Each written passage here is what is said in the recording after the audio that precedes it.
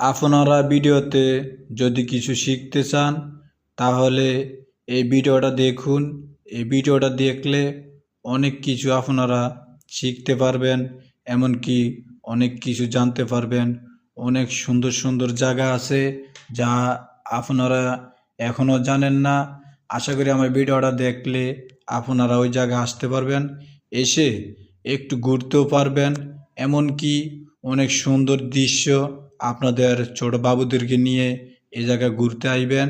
আমার ভিডিওটা সবসময় আপনারা দেখবেন, দেখে আশা করি অনেক কিছু জানতে পারবেন।